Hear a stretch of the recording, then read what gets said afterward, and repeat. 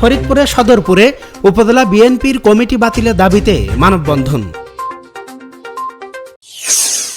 ফরিদপুরে সদরপুরে উপজেলা বিএনপির কমিটি বাতিলের দাবিতে মানববন্ধন।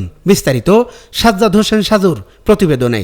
ফরিদপুরে সদরপুর উপজেলা বিএনপির ত্যাগী ও নির্যাতিত নেতাদের বাদ দিয়ে সুবিধাবাদীদের নিয়ে একতরফা কমিটি গঠনের প্রতিবাদে মানববন্ধন করেছে উপজেলা তৃণমূল বিএনপি।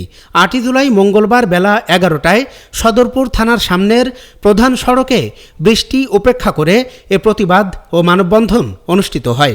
উপজেলা তৃণমূল বিএনপির অঙ্গ সংগঠন ও সহযোগী সংগঠনের ব্যানারে মানববন্ধনে বক্তব্য রাখেন কৃষ্ণপুর ইউনিয়নের বিএনপির সাবেক সহসভাপতি মোহাম্মদ সাদেক হোসেন মোল্লা, উপজেলা যুবদলের সাবেক সাধারণ সম্পাদক রফিকুল ইসলাম বাবু মোল্লা এবং উপজেলা বিএনপির সাবেক সহসভাপতি ও বর্তমান কমিটির যুগ্ম আহ্বায়ক বাবুল হোসেন বাবুল।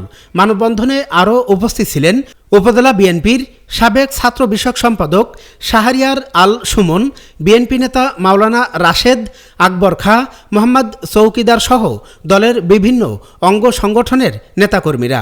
বক্তারা সদরপুর উপজেলা বিএনপির কমিটিতে বিতর্কিত লোকদের নিয়ে একতরফা কমিটি গঠনের তীব্র প্রতিবাদ জানান এবং বিতর্কিত এই কমিটি বাতিলের দাবিতে বিএনপির ভারপ্রাপ্ত চেয়ারম্যান তারেক রহমানের দৃষ্টি আকর্ষণ করেন। তারা আরও বলেন, বিগত দিনে যারা আন্দোলন সংগ্রাম করেছে সেই সব ত্যাগী নেতাকর্মীদের বাদ দিয়ে এই একতরফা কমিটি গঠন করা হয়েছে। আমরা চাই তৃণমূল পর্যায়ে সকল ত্যাগী নেতাকর্মীদের নিয়ে নতুন করে উপজেলা বিএনপির কমিটি গঠন করা হোক।